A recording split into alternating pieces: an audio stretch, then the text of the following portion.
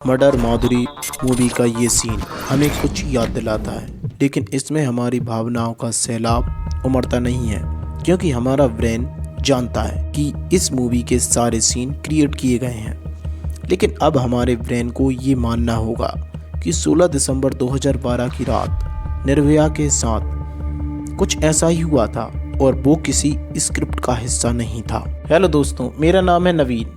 दोस्तों, हम क्राइम के वीडियो कुछ इस प्रकार बनाते हैं कि पूरा इंसिडेंट घटनाक्रम आपके सामने बिल्कुल क्रिस्टल क्लियर हो जाए।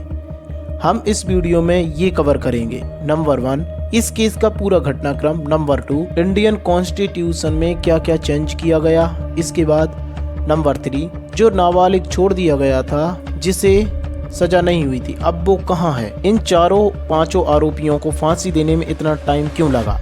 तो चलिए स्टार्ट करते हैं।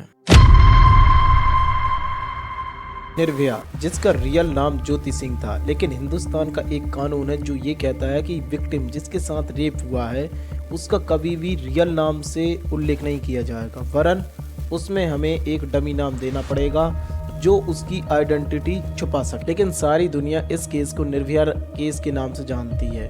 तो निर्भया का जन्म 10 मई 1990 को दिल्ली में हुआ था। निर्भया से छोटे उसके 2 भाई हैं, बहनें नहीं हैं। निर्भया घर की सबसे एक बड़ी लड़की थी और पढ़ाई में भी बहुत अच्छी थी। तो निर्भया के जो माता पिता होते हैं वो लड़का और लड़की में कभी भी भेदभाव नहीं करते। निर्भया के भाइयों को भी वही एजुकेशन मिली, तो निर्भया को भी अच्छी एजुकेशन मिली। निर्भया सिर्फ घर की बड़ी बेटी ही नहीं थी, वो पढ़ने लिखने में भी बहुत ब्रिलियंट स्टूडेंट थी। 12th के बाद निर्भया मेडिकल फील्ड में अपना करियर बनाना चाहती थी और उसने ये किया भी। जब पढ़ने वाले बच्चे और जॉब करने वाले लोग अपने बिजी शेड्यूल में काम करते हैं और सप्ताह के 7 दिनों काम करते हैं, तो संडे के दिन वो अपने शरीर को रिलैक्स देते हैं और कुछ एंजॉय करने का प्लान करते हैं, और निर्भया ने भी यही किया। 16 दिसंबर 2012 को निर्भया ने भी यही सोचा था। उस दिन भी संडे था। संडे के दिन निर्भया अपने दोस्त अभिनेंद्र प्रताप पांडे के साथ फिल्म देखने का प्लान बनाती हैं, और अभिनेंद्र प्रताप पांडे पेशे से इंजीनियर थे और गोरखपुर के रहने वाले हैं। पांडे और निर्भया का प्लान था कि वो तलाश मूवी देखेंगे, जो कि आमिर खान की थी, और ये मूवी नई नई रिलीज हुई थी। दोनों पब्लिक ट्रांसपोर्ट से select city walk mall Saket चले जाते हैं, लेकिन टिकट को लेकर इतनी मारामारी थी कि दोनों टिकट ही नहीं ले पाते। तो ये लाइफ ऑफ पाई नाम की फिल्म देखकर अपने आप को संतुष्ट कर लेते हैं।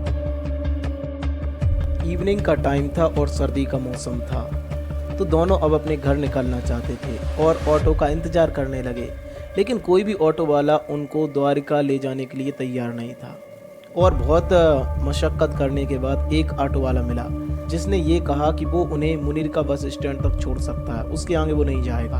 तो दोनों के पास कोई दूसरा ऑप्शन तो था नहीं, तो दोनों इस प्रपोजल को एक्सेप्ट कर लेते हैं और मुनीर का बस स्टैंड के लिए निकल जाते हैं।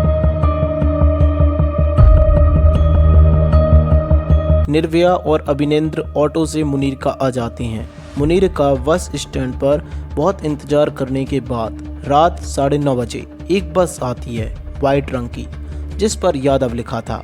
काले शीशे थे, शीशों के पीछे पर्दे लगे हुए थे। इस बस में लगभग 9 लोग सवार थे और जिनमें से सिर्फ 3 ही सवारी थीं, जो कि अपनी डेस्टिनेशन आने पर उतर गईं। इस बस का स्टाफ अभिनेंद्र प्रताप पांडे से टिकट के पैसे तो ले लेता है, लगभग 10-10 रुपए, लेकिन टिकट नहीं देता। तो इस बात पर अभिनेंद्र और बस स्टाफ के साथ थोड़ी बहुत बहस होने लगती है।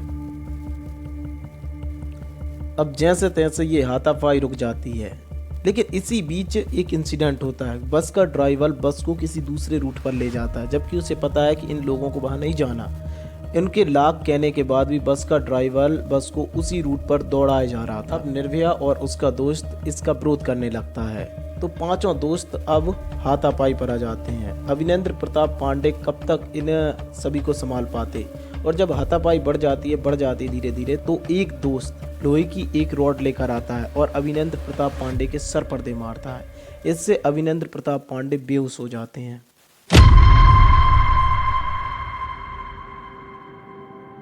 एक आदमी तो बस चला रहा था, लेकिन बचे हुए ये पांचों दरिंदे अभिनेंद्र प्रताप पांडे के बेहोश होते ही निर्भया को बस की पिछली सीट पर बाल पकड़कर खींच कर ले जाते हैं। और अब बस के अंदर वो खौफनाक मंजर स्टार्ट होता है जिसे शब्दों में तराशना मुश्किल हो जाएगा। बस 2 से ढाई घंटे तक सड़कों पर दौड़ती रहती है और बस के अंदर रहने वाले लोग इस केस की स्क्रिप्ट लिख रहे होते हैं।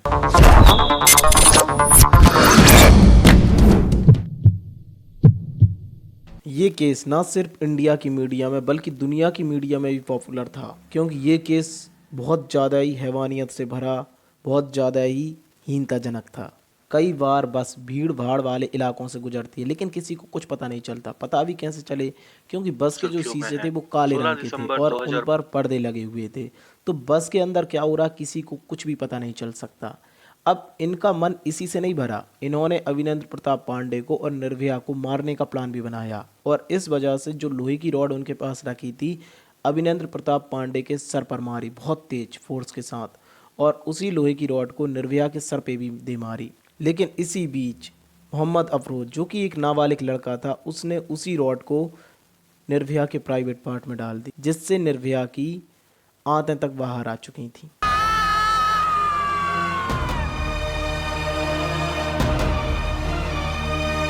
अब निर्भया, जिनका रियल नाम ज्योति सिंह था, अविनेंद्र पांडे बेहोश हो जाते हैं तो ये पांचों एक रॉड उनके सर पे मारकर चलती बस से उन्हें महिपालपुर के पास फेंक कर चले जाते हैं।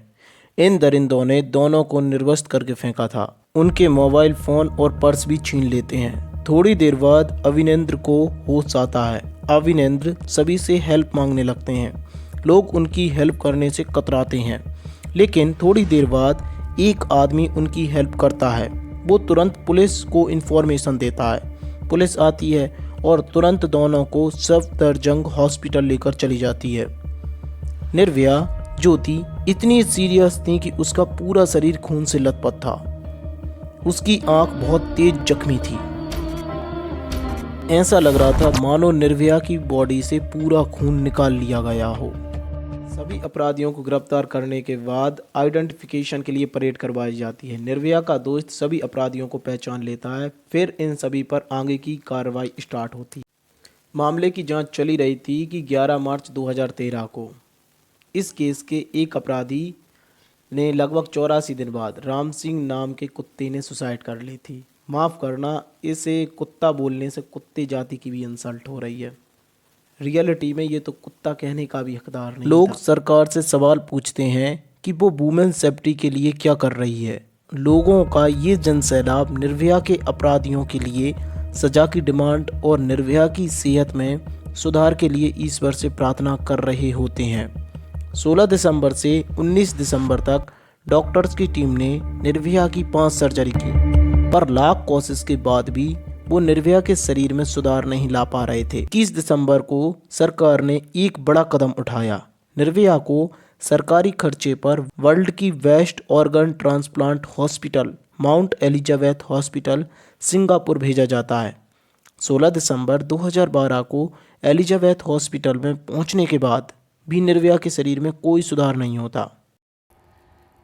जब उसको होश आया, उसने पानी मांगा। डॉक्टरों ने मना कर दिया कि नहीं दे सकते पानी की, कोई सिस्टम ऐसा नहीं है कि जो हम इनको एक चम्मच पानी दे सके। रात निर्भया अपने दोस्त के साथ जब वसंत विहार थाना इलाके में मौजूद थी तो यही बस पहुंची थी और द्वारका जाने के लिए दोनों इस बस में सवार हुए। मुझे हर वक्त ये तकलीफ रहती है, आज भी ये तकलीफ हमें जीने नहीं देती है। बच्ची जिंदा तो थी जो भी 12 दिन 10 दिन, लेकिन इस दुनिया से एक बूंद पानी के लिए तरस गई। 29 दिसंबर शाम 4:43 पर निर्भया आखिरी सांस लेती है।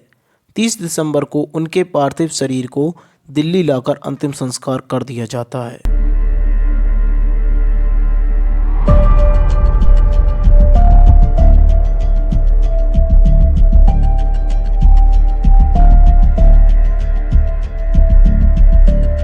केस के बाद सड़कों पर तो प्रोटेस्ट चल ही रहा था, साथ ही साथ सोशल मीडिया पर भी बहुत बड़े स्केल पर प्रोटेस्ट चल रहा था, जहां लोग अपना काम कर रहे थे, वहीं पुलिस टीम अपना काम कर रही थी, डॉक्टर्स अपना काम कर रहे थे। पुलिस ने सीसीटीवी फुटेज के आधार पर एक बस की पहचान की। ये बस वही थी जो उस केस में यूज हुई थी और इस बस को कौन चला रहा था इसका भी पता चला। बस की पहचान करने के बाद जहां राम सिंह को गिरफ्तार किया जाता है, वहीं राम सिंह की पहचान यानी कि राम सिंह जब मिल गया था तो उसने बाकी जितने भी अपराधी थे सभी के नाम बताए। बहुत से अपराधी ऐसे थे जो अपना मतलब कि जो दिल्ली रीजन था उसे छोड़कर ही भाग चुके थे, लेकिन पुलिस से कौन बचा है? पुलिस ने आखिरकार ढूंढ निकाला 24 घंटे के अंदर अंदर लगभग। ये सभी अपराधी कुछ इस प्रकार से थे। नंबर 1 राम सिंह, उम्र 33 ईयर्स, बस ड्राइवर और रविदास कैंप दिल्ली में रहता था। नंबर 2 मुकेश सिंह, उम्र 30 वर्ष, राम सिंह का छोटा भाई और पार्ट टाइम बस ड्राइवर था। मुकेश का ही एक बयान वायरल हुआ था जो बहुत बेतुका था। अगर कोई शरीफ लड़की होती है रात को 9 बजे मतलब नहीं घूमती है, लड़के भी उतने उससे ज़्यादा जिम्मेदार है रेप के लिए, ये लड़के हैं उससे ज़्यादा बराबर नहीं है। लड़का लड़कियों के लिए बनाया गया, घर काम काज अपना घर बार देखे। ये थोड़ा रात में डिस्को में घूम रही है, बारों में घूम रही है, गलत हरकतें कर रहे हैं, जो ऐसे कपड़े पहन के घूम रहे हैं, तो आपको 10-20% ये जो सही मिलेंगी। अब ये तो कहानी ऐसा क्यों क्या गया, मेन चक्कर यही है। एक सबक के लिए उनके साथ ये घटना हुई थी, एक्सीडेंटल जो हुआ है एक सबक के लिए हुआ है। मतलब है जब उसका रेप वेप हो रहा हो उसे लड़ाई झगड़ा नहीं करना चाहिए, चुपचाप मतलब उसका रेप हो जाए। तो अगर वो हाथ पैर नहीं चलाती तो गलत काम करके उसे रेप करके उतार देते। बहरहाल एक रेपिस्ट सोच ही क्या सकता है। Number 3 Akshay Thakur, 28 years, bus cleaner, Ravidas camp south Delhi में रहता था।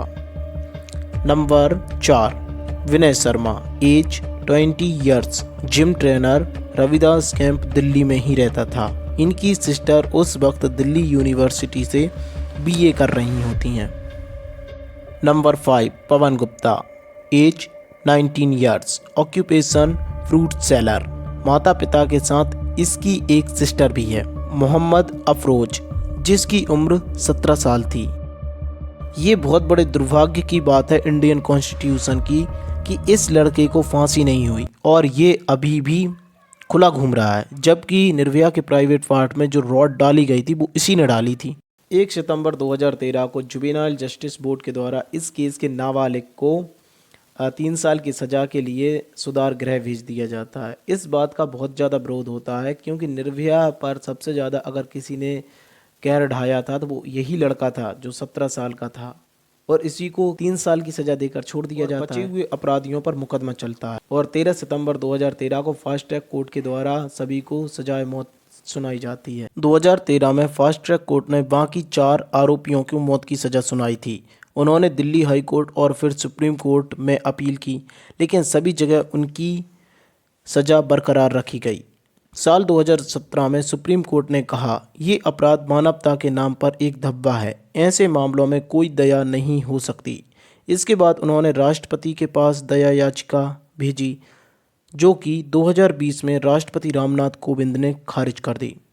न्याय के दिन 20 मार्च 2020, लगभग 7 साल 3 महीने बाद 20 मार्च 2020 की सुबह दिल्ली के तिहाड़ जेल में 4 दोषियों मुकेश, पवन, विनय, अक्षय को सुबह 5:30 पर फांसी दे दी गई और 6 बजे डॉक्टर्स ने चेक कर लिया कि अब ये जा चुकी। यह था भारत में जब पहली बार इस केस में 4 लोगों को निर्भया केस के बाद भारत के कानून में बड़े बदलाव किए गए। 2013 में क्रिमिनल लॉ एक्ट लाया गया, रेप की परिभाषा को और ज़्यादा बढ़ाया गया, जुवेनाइल जस्टिस एक्ट में बदलाव कर 16 से 18 साल के अपराधियों को भी गंभीर अपराध में सजा देने की अनुमति दी गई। महिलाओं की सुरक्षा के लिए फास्ट ट्रैक कोर्ट और नारी हेल्पलाइन नंबर 1091 जैसी सुविधाएं शुरू हुईं और निर्भया फंड रिलीज किया गया। इस केस की विक्टिम का पहले किसी को नाम पता नहीं था, लेकिन निर्भया के माता पिता ने मीडिया में आकर उसका नाम ज्योति सिंह बताया। उन्होंने इसके पीछे ये तर्क दिया कि उनकी बेटी ने कोई गलत काम नहीं किया, वो तो बहुत बहादुरी से लड़ी थी अपराधियों से, तो उनकी बेटी का नाम छुपाने का क्या महत्व रह जाता है। इस वजह से इस लड़की का रियल नाम ज्योति सिंह था, जो कि फिजियोथेरेपी की तैयारी कर रही थी और डिग्री भी हासिल कर चुकी थी।